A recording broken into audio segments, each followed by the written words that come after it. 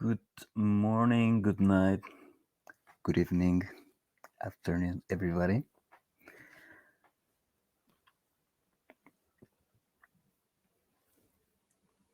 Mm,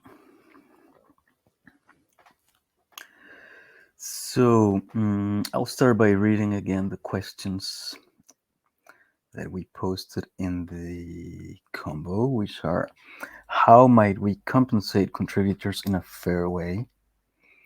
How might we foster exploration and infinite game mindset among our contributors? Which is another way of thinking, just long term engagement. How might we cultivate belonging and stewardship in our contributors' hearts? How might we allow for flexible time commitment levels? How might we focus on long term building and maintain short term responses to urgent issues?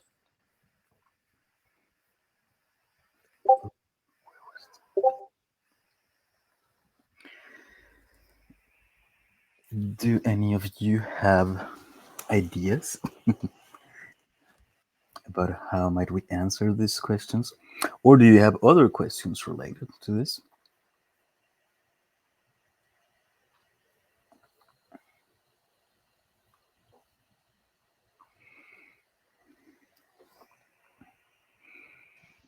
Okay, can you turn off your mic, please? I can share my experience because today I received my first reward, 200 DAI that I will win during 3 months because I'm the host of All for Climate. So it's the first experience to receive some compensation for my work in a DAO. At the moment, I feel like it's a fair compensation. I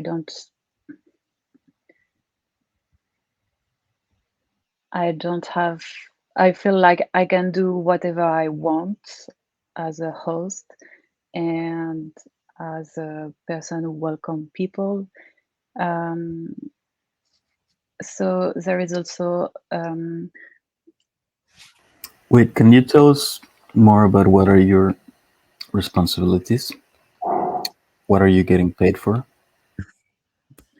the main thing is to create call every week and welcome people, talk with them about their projects and orient them to get more involved into the DAO. So that is the main thing. But at the side,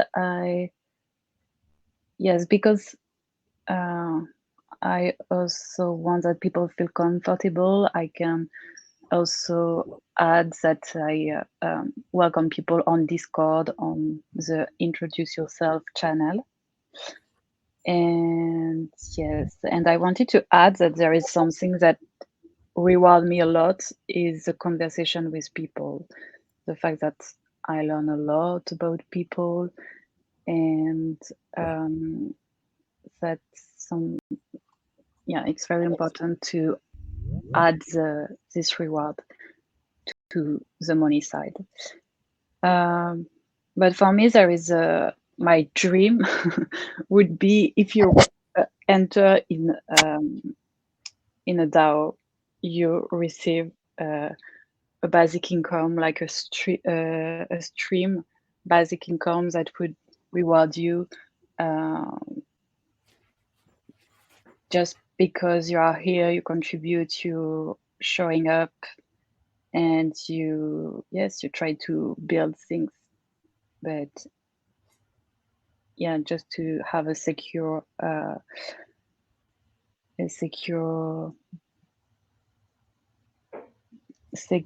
amount to survive.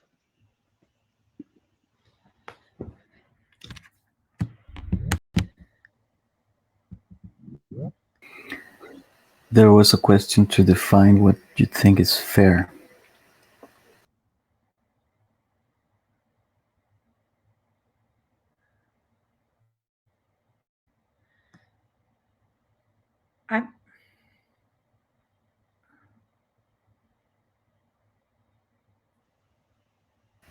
Please go ahead.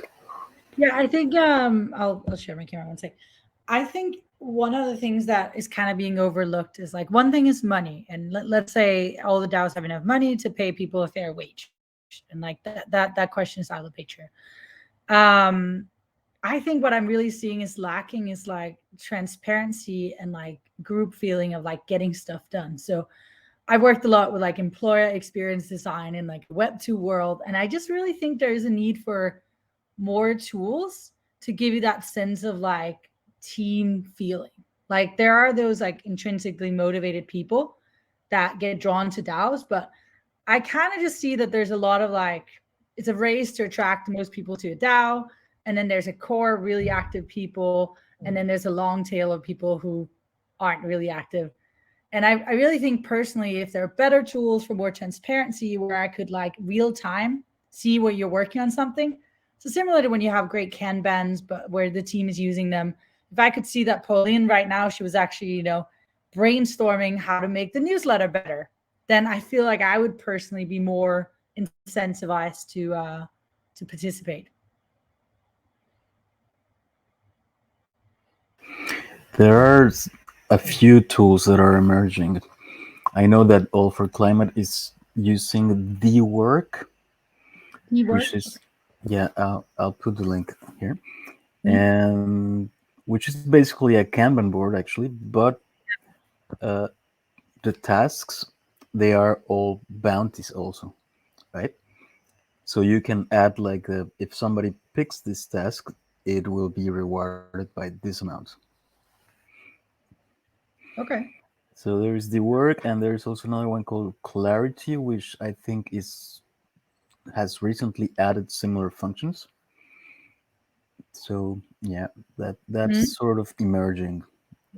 So like I'm just also thinking in a more long-term context. But one thing is like what you can do right now, what you can see, but like what has kind of happened in the last whatever 20 years in the culture of work is that like career patterns are less um obvious, and it's harder to see like what your next step is as a person. And I just think that if we combine this like real time thing with also having like data and having like you, so as a developer it's easy to prove what you develop, but I feel like if you're a community kind of connector person, it's very hard sometimes to be like, so what have you contributed with? It's like, well, I talked a lot.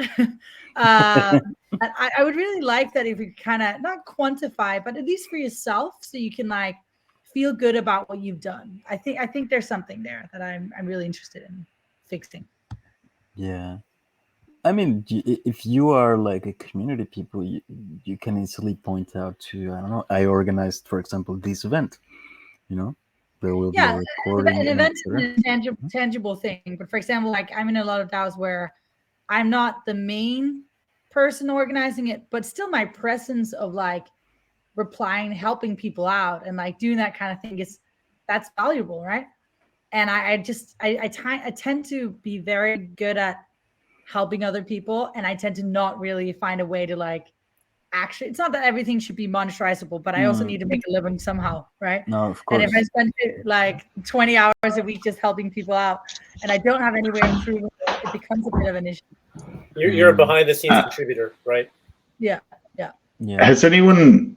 Hi, everyone. I'm Kyle. Right. I think that there's an article about engineers called "The Glue," and it's actually specifically about uh, female engineers and gender bias, and about roles that female engineers play more typically play the glue role of like organizing team events, like getting people organized, doing backlog grooming, doing all the things that actually put structure in place. Hmm. And they are uh, because that's not measurable, that also uh, can lead to career progression being halted as much. So I'll post it in here, but that's a, even within engineering, that's like I think there's in web two. I was at Amazon for 6 years, and we would like send that out around like performance review in time to try to make sure that we're calibrating how we're measuring people, and not just indexing on like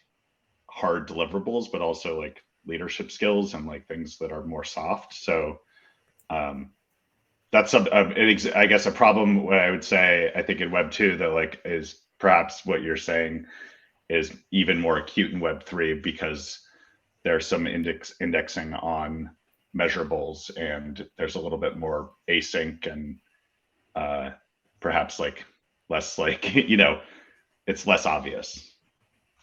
Yeah, I guess adding to that, some of the incentive structures are very much that the initial contributors like get a lot of tokens, right?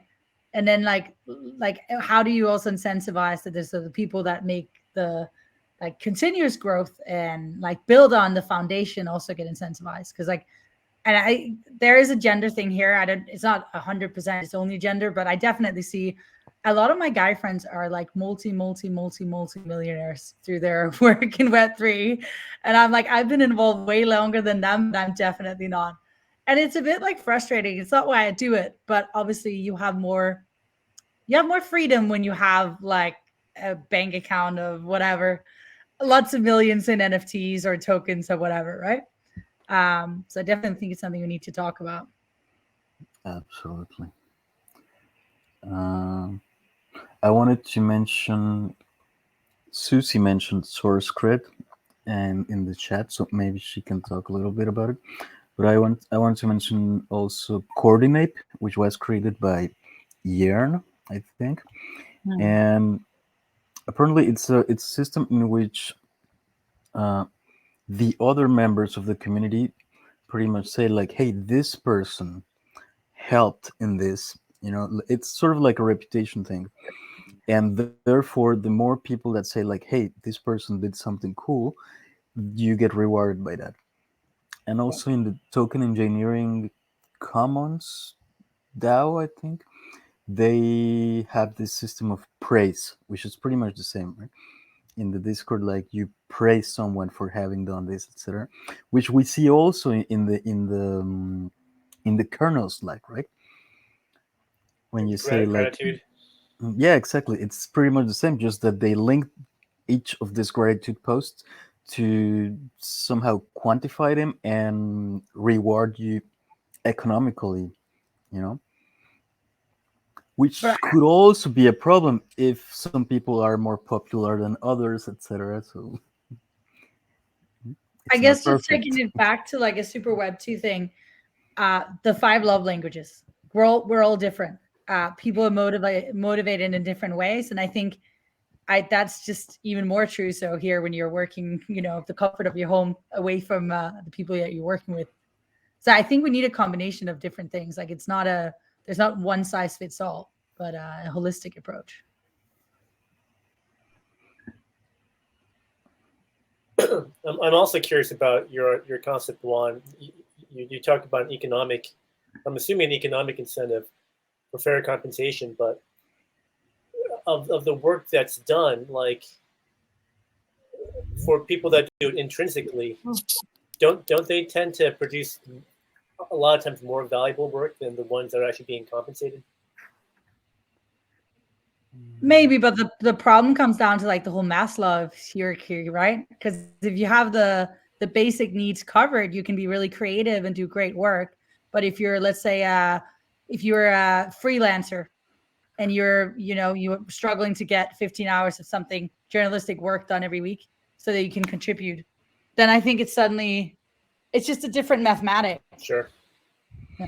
But I agree on the basic levels are covered, and that's why I think the whole basic income is quite interesting. Yeah, that's why we are so bullish on basic income. I think the most valuable work is often exploratory in nature, right? It's not clear that it will one day become valuable. Uh, in opposition to other works that are very clearly defined, but also their outcome is very clearly defined and limited. You know, so if we can guarantee, if we can have like a security net, a basic income that provides for the exploration, potentially many people will be creating more value. Like I've seen some DAOs basically like hire people on a, let's say, 20-hour a week basis where they get like a basic salary. And I do think there's something interesting about that because I do think it enables some people to contribute more and better. Out of curiosity, what would you call a basic salary? Hmm. Personally, for me, it would be like 2,000 euros, $2,000, no matter where you live in the world. Regardless of living standard of living or cost of living. Mm. Yes, because many people think like, oh, so people that live in Uganda, we can give them less money, but that means they are locked in Uganda. Sure. So that's not freedom. If you are really free, it means you can move anywhere in the world that you want. Correct? Yeah. So the basic income should be based on the cost of living of like the most expensive places in the world.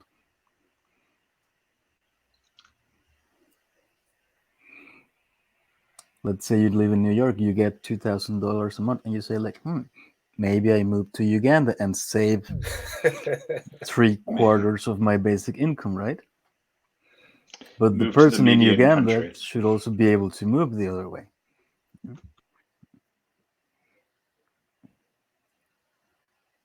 Kyle, you had an interesting expression on your face when Juan was talking. I was just suggesting you'd move to the median country. It's you can afford to live anywhere except for the places that are more expensive than the median.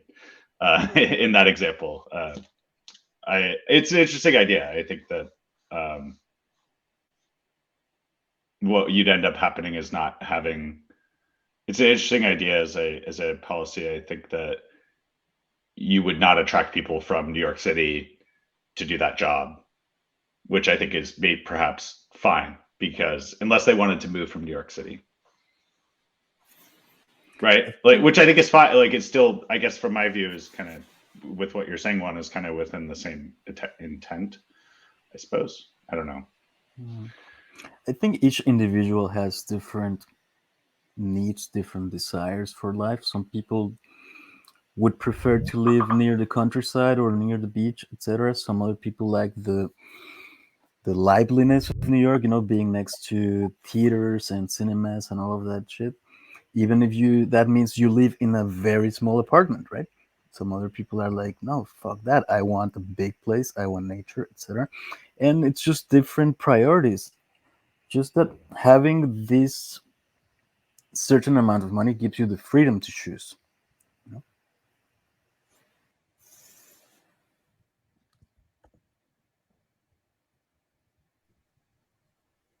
Sorry, One my question. computer died. Sorry, go ahead. No, I missed it. I just said I wasn't trying to jump out while I was trying to explain myself, but my computer died. A question that I have is in terms of like UBI and talking about like setting those policies, and if you're or basic income, I guess it's just BI, would be, do protocols, is that imposing like a self-imposed, floor for like a protocol or organization? Would that be in lieu of tokens or equity? Would it be supplementing it? Like, how would people think about that? I mean, tokens and equity, in my opinion, are a luxury because, like, if you can live off just the promise of tokens that might generate value in the future, I mean, that's awesome. But I think people have different needs, so it probably depends, right? Like a choice between the two. But being able to just take tokens that may or may not be valuable is definitely a luxury. Yeah, that's a big thing to keep in mind. Your tokens might end up being worth zero. Yeah. Yeah, and also, Yes, I mean, it doesn't pay your rent if you can't exchange them on an exchange or anything. Like it does at a maturity level. You're also taking a risk, obviously. Yeah, no, totally. I guess I'm kind of also reacting to the first initial comment in terms of like equity in terms of roles and jobs, and whether if value accrual through tokens rises to the technical people that are building the protocol, and the floor is and maybe I'm extrapolating a bit, but like whether or not the BI is also a way for increasing inequity than, or could lead to that, as opposed to increasing it or improving it. I don't know. Oh, you mean as in like some people working for tokens, others not working for token, that creates inequality, or? Yeah, just you said it like this is speculation, so I'm not but like if you're building a new protocol, then you could hire a bunch of say $2,000 whatever it is per whatever, and for like 50 people, and then the protocol, the value accrual of like all the tokens goes to like 3 people, right? And like that would be a design choice of the people building the protocol, but is also what I don't know is if that's like would be exacerbating some of the issues for like where value is delivered versus like improving it, for allocating, I guess, compensation to where value is delivered, or if it would could exacerbate it. I don't know. Yeah, no, it's interesting. I think there has to be a conscious choice, right? Like a combination of both, but there are definitely models where you see like a handful of early people that just sit on like all the tokens, and then the value is extremely high, and then you actually have people buying their way in. Like example, like I was just checking the admission of Friends with Benefits. I have a lot of friends there, and I would like to be a member. I mean, it's so expensive to be a member now. It's like equivalent to like $4,500 for essentially what is going to some parties in New York, right? It's just wild to think about. But I mean, it's not saying that people should not be allowed to do these things, but it's just we need to stop talking about it as being super inclusive and like everyone can just be a part of this, because reality is the early people there, they had a lot of time to dedicate, and time is also a luxury, right? Because they didn't need to flip burgers, for example. Yeah, I guess on a related note, I'm somewhat new to DAOs, kind of, or I've been in the Discords and stuff like that, and I'm still trying to get the feeling for whether like, is it all volunteer work and you got to do the meritocracy thing, and then eventually some people get tokens, or do they? I guess is there like, it's almost like there should be a list of DAOs that compensate to some degree, tokens versus non-tokens, so you don't,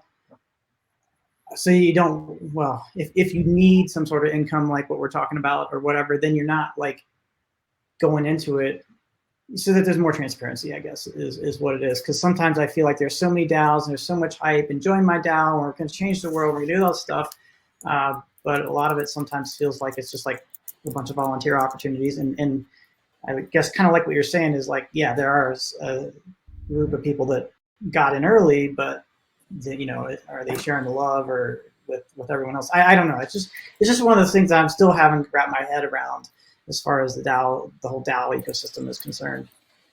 To me, I think the problem is that DAO is such a loosely defined thing, because it can literally be any kind of group of people that self-organize, right? It could be a syndicate where there's tons of money that are investing in other companies. It can literally be like some people that there's a DAO for having a 721 token or a tattoo. So when you remember this, you could just show a picture and everyone has the tattoo, right? That's not really value generating in the same way. But I think the problem is like not all DAOs are. It's not a problem, but I mean, I don't know if you can actually get value for showing your picture in this group, or it's different if you're producing software, right? I was just at East Denver, and a lot of people basically brought up that they thought it was really hard to get good engineers to contribute to the DAOs. And I couldn't help but think like, I get it. Cause like the market is so liquid right now as an engineer. Why would you go and like pick a really like uncertain route if you can just get paid like a ton to work for Facebook or something like that? Yeah, I think a lot of what we're talking about isn't like exclusive to this space. It's like, attracting good talent at startups versus big tech companies. Even similar with like the breakdown I shared of what Dorg is doing with like allowing people to allocate for like reputation versus like immediate pay. It's like, oh, so kind of in the way that when you join a publicly traded company, you can like suggest that you want more shares versus like more in salary compensation. So it is interesting like how much this just like kind of overlaps, and like what that does for things long term. I think with Dorg though, I like really like their model and like the autonomy to choose. Like Sid was saying, I think it comes from like a place of privilege. Like who is more likely to choose like reputation versus like pay? It's like obviously people who already have some level of like financial stability and income, and now we're incentivizing that those people will continue to accrue like leadership and equity in this thing, even though everyone's kind of building it. And so it's yeah, I think it's like interesting, like I don't know, like Sid was suggesting, like we can't really neglect like that there is like inequality that exists that like you know, weighs into people's decision making. I personally, I mean, I'm a communist. I would advocate that everybody gets paid the same and that, you know, things are flat. But I also don't think people should get paid the same, right? Because that also incentivizes really good people to not contribute if that's like way below their market. But the market is determined again by like capitalism, which again, like I think that there's been a lot of popular dialogue, at least in New York City, because our mayor said a fucked up thing. But like, you know, there's like no such thing as a like low skill job. And so it's like, yeah, sure, like software engineers are like valued higher by the market as than garbage men. But where would we be without garbage men? Like they are equally necessary. Like one, I would argue, is more necessary to the running of our society than the other. And so it's kind of like what we're valuing these skills on is based on profit motives by the people who have the most reputation at gigantic corporations versus like you were saying, like the community person or the social media manager. It seems like a fluffier or like an easier job, but they're the ones who are like building the intangibles of the organization that if a, you know, a software engineer like couldn't do, or their code would be useless without that community. But that's probably like going back to the whole reviewing each other and like praising it is quite interesting because then it becomes the group that assesses whether someone's skills is valuable to the collective. That's fair. I just think that you know, we have certain biases based on what we perceive as valuable skills, and again, like maybe whoever like the loudest person is in the Discord or like seems the most busy or something. You know, I think it could turn into like a popularity contest versus like, you know, somebody who's like quiet but like spends a ton of time thinking about this and brings value to like the meetings when they come. Like, I don't know. I think those things are really hard. No, I think the popularity contest is very spot on.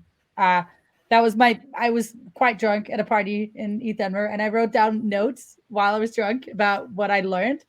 And my main takeaway was that it's not necessarily the best people that become the most popular, the most rich in the space. It's just a popularity contest.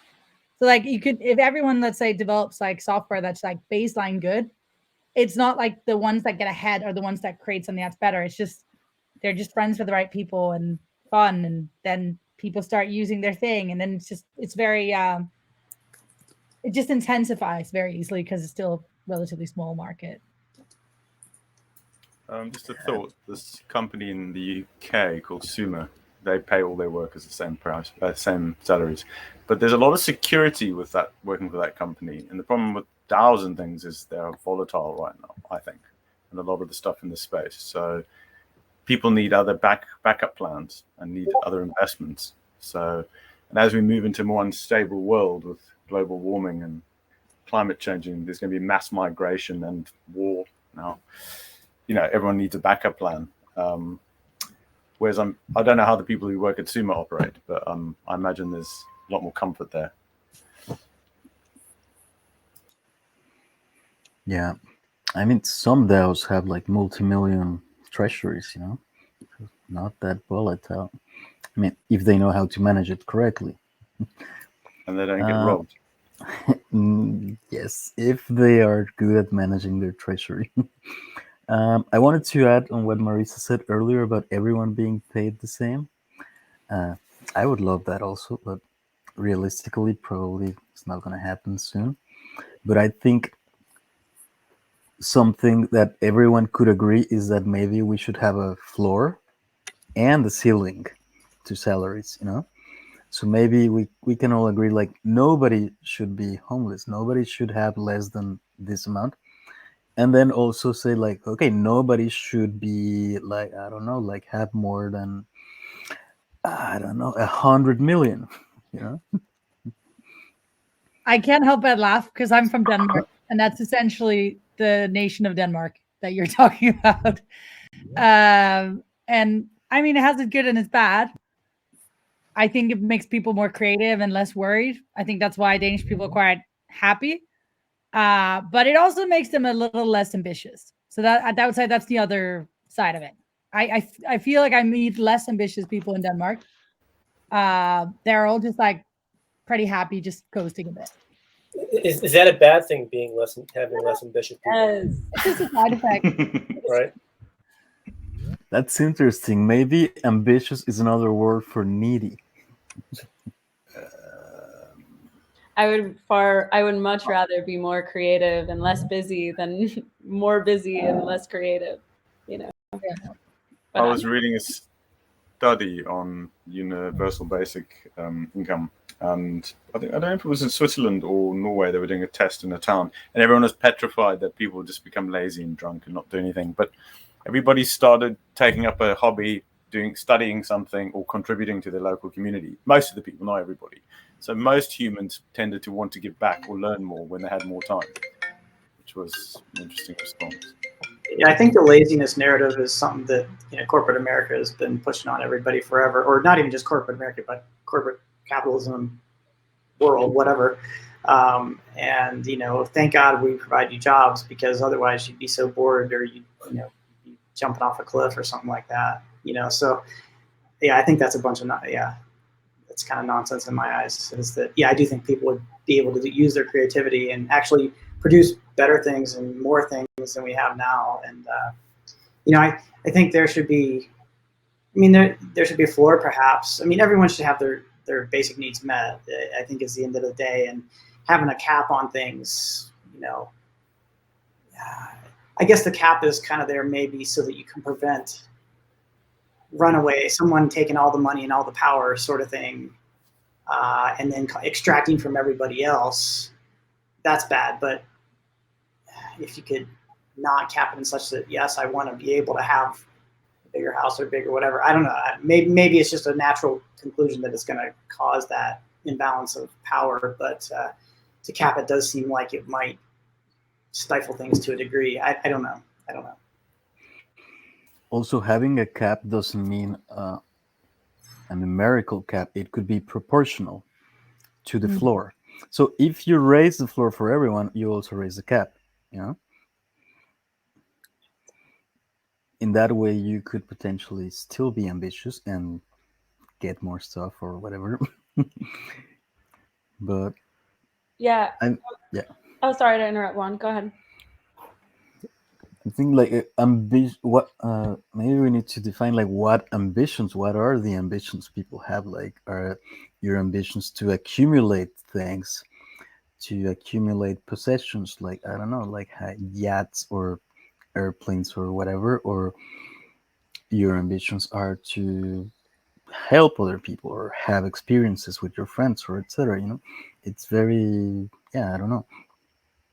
Like I said, everyone has different desires, and I was going to say needs, but no, everyone has the same needs. Everyone has different desires and preferences. But also, I think a lot of ambitions, like wanting a yacht or a bored ape, are driven by what's put in front of people right now. And you just need to watch television and read the paper to see we live in in the UK, in a place where there's way too much overvaluation on profit and turnover of companies and people who are successful in the media constantly, and a lot of people aspire to that. I'm not sure why. It's the same reason I guess people flex value in front of other people who don't have it, like bored apes or Rolexes or Lambos. Yeah, it's driven by an economic narrative. Mm-hmm. You were going to say something, Marisa, right before? I was, but I think it detracts from this conversation a little bit, which I'm like really enjoying. I guess like within my team, we work with like these mutual aid groups, and one of the problems that the mutual aid groups in New York have is that like many of them have like a few like core leaders that are just like super burnt out, and they actually don't usually take like any of the pay from the donations they get because of this unwritten rule about the type of work they're doing. But in any case, it's like the issue that we're finding is not that there's like not proper documentation for people to take over their work. It's that like, you know, some people maybe are just naturally leaders. Like some people just don't want to do that work. Like and so how do we account for this like natural leadership that potentially some people have when like we're talking about DAOs, we're talking about flattening organizations, we're talking about democratized decision making, and it's like how does that? I'm curious what you all think, like how that like broadly maps to like people who are natural leaders or natural leadership, or if that's even a concept. I'm not sure if this answers to what you're saying, but it made me think of the fair compensation question, right? Like it seems that a lot of donors have this idea that the people doing the work should do it for free when it comes to like nonprofit or charities, and that is completely not fair, and it's just not sustainable, right?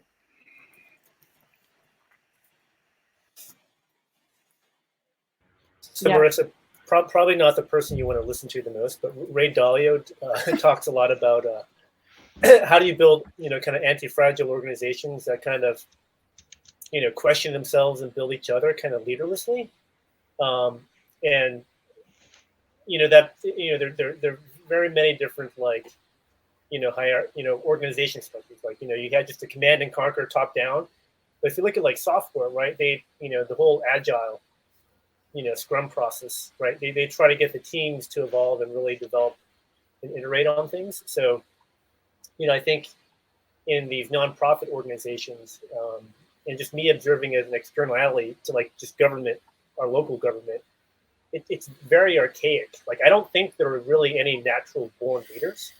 I think leadership style can definitely evolve and be taught, kind of like much like what Ray Dalio says. And I think if decentralization is a new concept, like I think you know there could be great education and upbringing. You know, you could do that even at a grass. Like look at most board games we play. Most board games are a win-lose situation, right? Very few, like Pandemic's a new one, where you work together as a team and everybody wins, but they're very few and far between. So I think from both an org and a training perspective, there's not much going out there. I think DAOs are probably a great opportunity to try to encapsulate and build such training into that.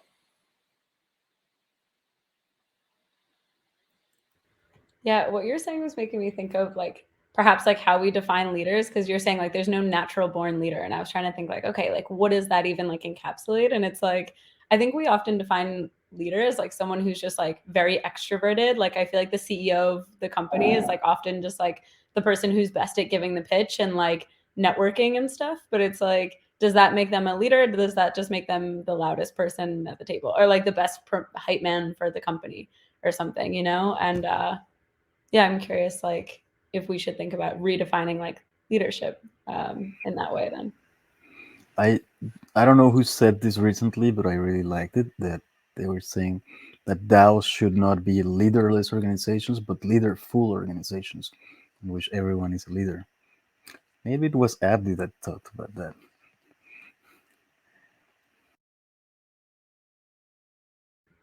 Abdi, We can you're hear you, on Abdi.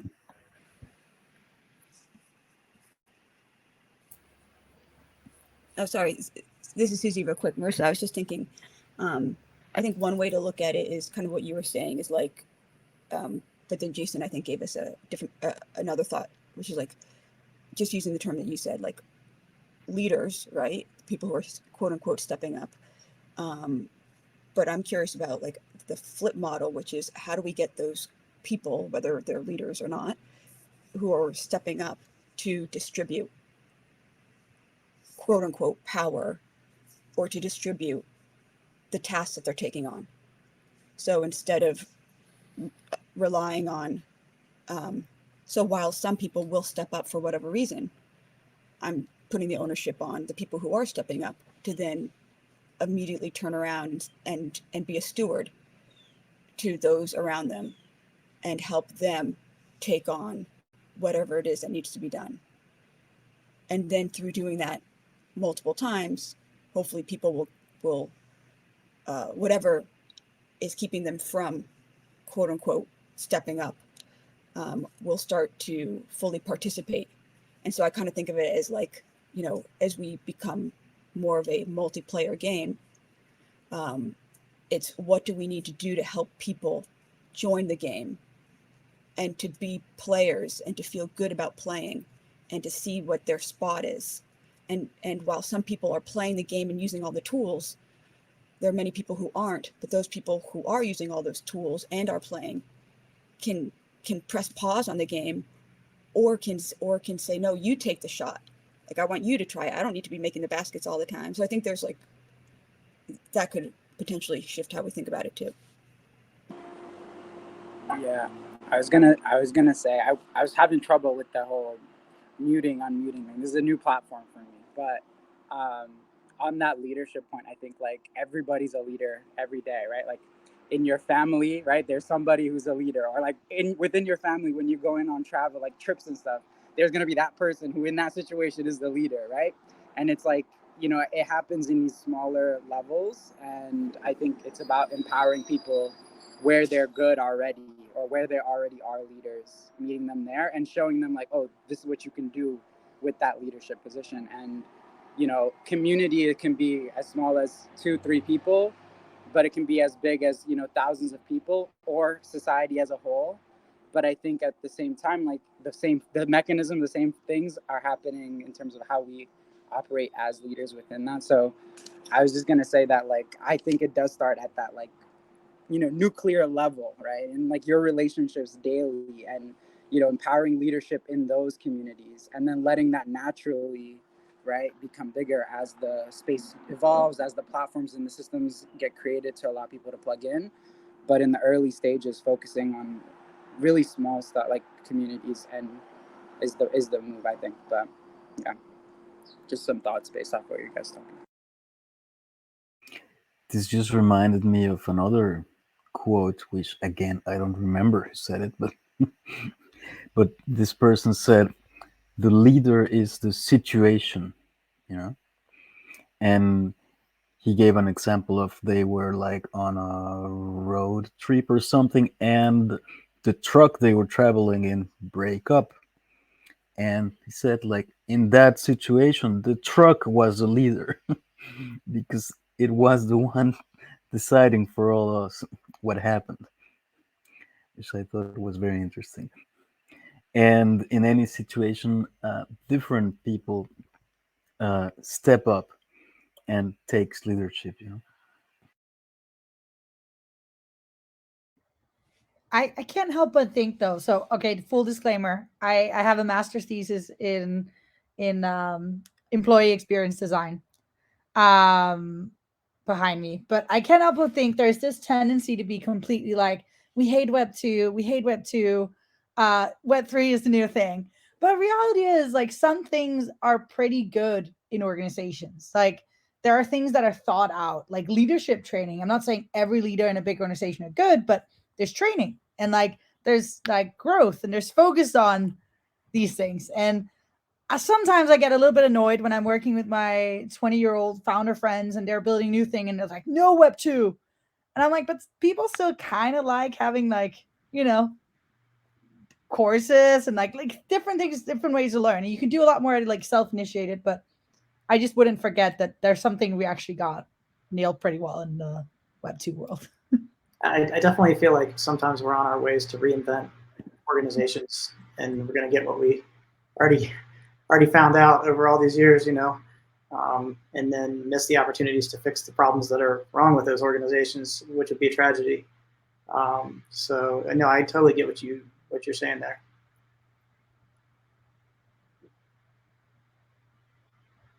Let's take the best of web 2 and create a better web 3 and then not be completely oblivious to it. And like, Has anybody heard of DAOs are like a new tool, but there's like the way we've been coordinating for thousands and thousands of years, right? And like we figured out the mechanisms. How can we learn from all like the past and the ways that we did already structure and like recreate that, or even use like nature as inspiration, right? We're talking about like mycelium, right? Like how can we use that like as inspiration for how we should be thinking about, you know, like how we coordinate and work together, and not relying just on technology, right, but on other things as well, like history, as you mentioned.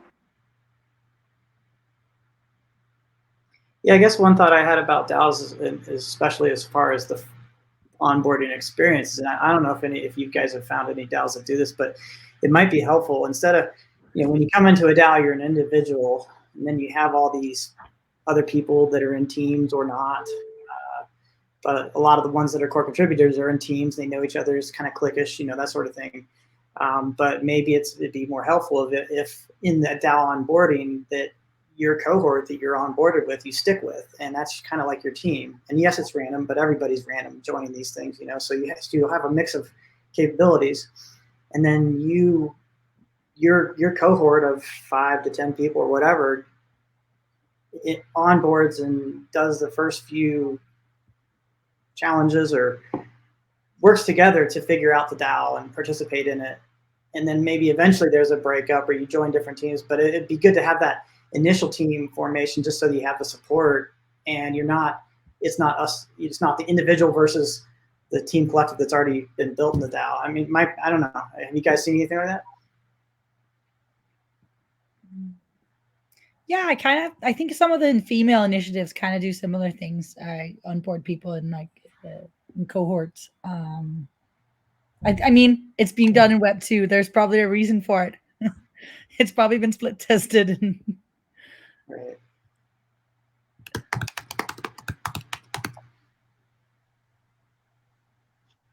I'm very familiar with a lot of internal onboarding tools that I'm sure had many, many split tests on them. Perhaps too many. They're not perfect though. No, but like sometimes they're better than nothing, I guess, and that's kind of the alternative, right? Yeah, and I think that, I mean, some of what I'm thinking through here is like some of the like problems with like performance evaluation and talent and, you know, hiring, recruiting, firing, promoting that I've seen are like biases introduced by humans, but like and politics and that being imperfect.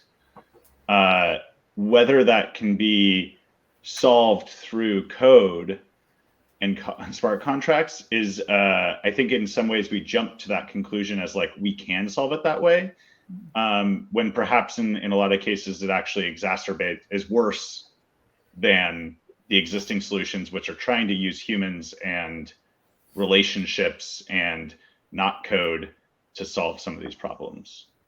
And perhaps it's over-indexing in some ways. I don't know.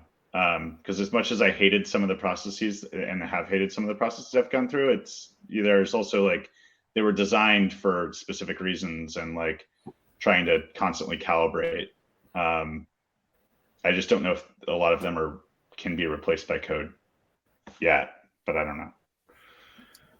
Yeah, kind of riffing off of that, Kyle. Like, and this may speak a little bit to Marissa and even Sincel, Kid Afro. Like, I think like if you get like any random group of people, right, you kind of get like a bell curve distribution, right? And you know, if there is this concept of a basic floor or basic income, right?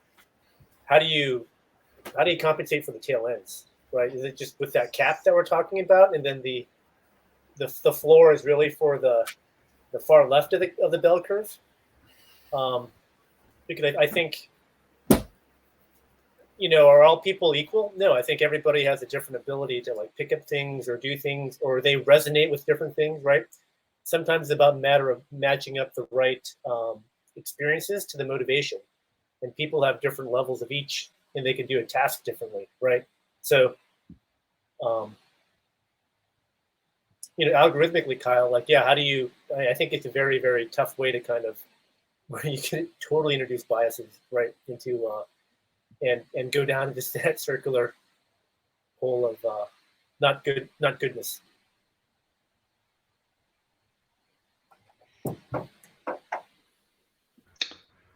One of the problems here, I think, is like with any of these distributions, or when you look at, say, a cap or a floor, you end up pushing some problem into some kind of policy decision, right? So, because we're talking about income, right? So, and we're making a implied assumption that it's almost like somehow related to salary, which makes an underlying assumption that we're treating everybody as an economic input into a system. Right. So in a DAO, we don't necessarily have that same distinction of you're an employee, you're a customer, right? It's and you're an investor. So without those distinctions restraining us, we can start to think of UBI as something else, but we still have the floor problem, right? So the ceiling problem would be like there's a link I posted with how DAO houses now, a few months ago, they started with this experiment with the leaders and sort of what we describe as leaders in this conversation. There would be like the core contributors who are clearly the kind of founders and people who are really driving the work and driving what DAO House is.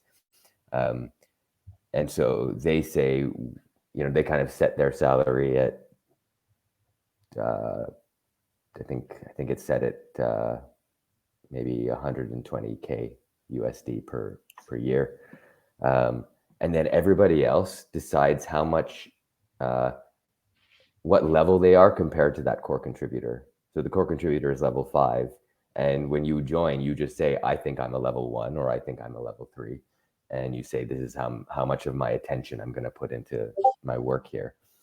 And then you just set your compensation in relation to the core contributor top. The core contributors can make more money than their salaries anyways, even through ancillary kind of opportunistic things that come up, right? And still the same problem of like, as soon as you're making some money, extra money, disposable money, now you can take higher risks and you can like tokenize, you can build a portfolio of investments. And so as soon as that starts to happen, as soon as there's a distance between what you're earning and what you need to spend, then you become in this sort of privileged category of an investor, or what we would typically call an investor. But the other problem is on the floor, which is who's in, right? Because now you're just pushing that problem to say, well, did you contribute enough to be considered, an employee or a contributor? And so then now you're just pushing that into some policy decision. But I still think, so to me, that's like the really interesting challenge here, because a UBI for a DAO is like a really powerful thing to think about, especially outside of the context of an industrial machine. But it still leaves this problem of, well, where's the permeability? How do people say that I should have access to that and so shouldn't? Right? When we're not economic inputs in this equation anymore.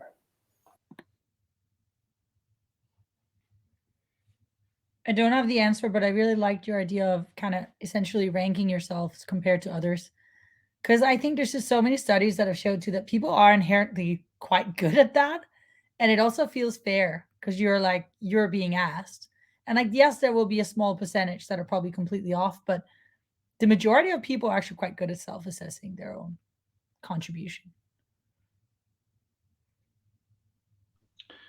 Certain people also think they're, I don't know. I certain people are also told their entire life and enabled to think that they are better than they perhaps are. That's the other way around, I guess, too. Yeah. You're thinking they're not worth a lot. Do you think, because part of what I was listening to what you were saying, and I was imagining the inverse of a lot of these arguments of if you set a certain compensation mechanism, it will attract certain people, right? Mm-hmm. So if you don't want the highly ambitious, it's just business, so financial gain justifies any decision type of attitude of person, right? If you don't want the I'm the leader because I talk the loudest in meetings person, then can you set an incentive system that those people wouldn't be attracted to, right? And is UBI one of those types, right? And then also vice versa. Does it then attract people that you don't want as well, right? But I'm curious about the self-rating. What happens if you don't really contribute a lot and you say like, hey, I'm level 5? Is there in place some system where people say like, no, you are not level 5, man? there was, I can't remember what it is. I read that one a few months ago, but I remember there was a system for that.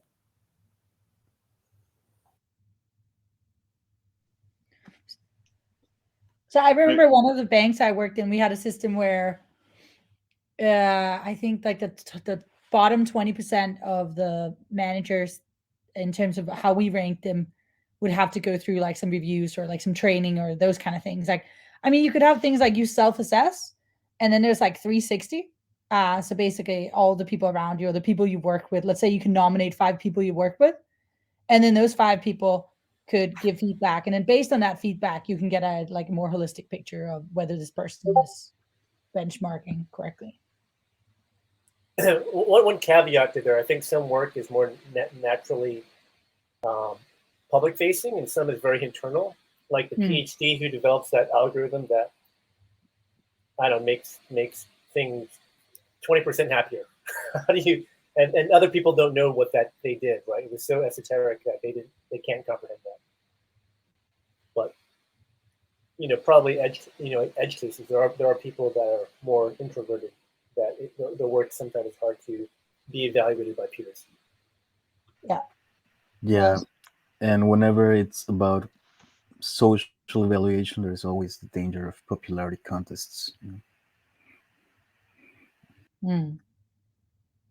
DAOs that overuse coordinate end up having everybody go to meetings and nobody gets any work done. That sounds like any company in Scandinavia. Sorry.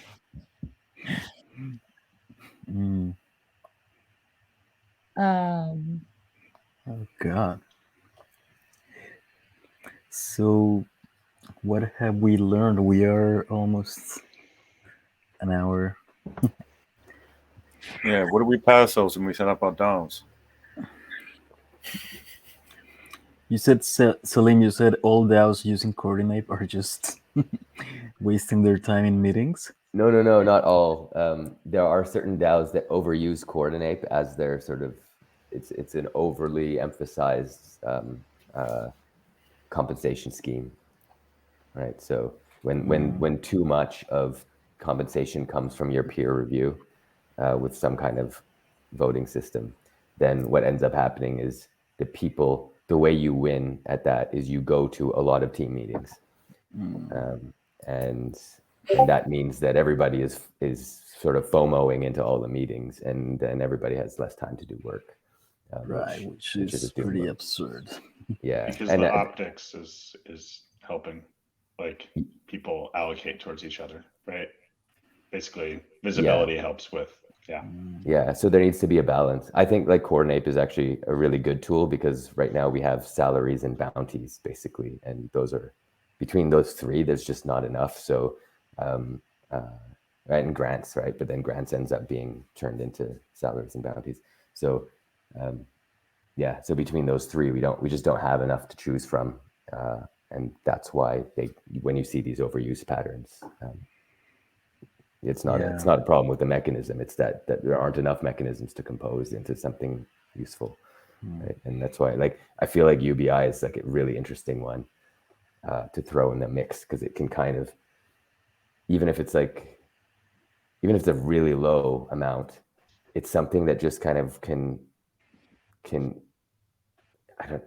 sounds really wishy-washy, but I have this feeling that it's something that can shave down all the hard edges of a lot of the other ones. In combination, right? Yeah, I totally agree because you would be less in the mindset of competition with the others, I mean, theoretically, we need to test it. But I think this is related to what Abdi wrote a little bit before about soft structure. Probably all these DAOs that are like crumbling under too much meetings is because they are trying to be too rigid about structure. And I don't know, we need to be more fluid to see do meetings only if they are necessary and not be like the objective is to do more meetings, you know.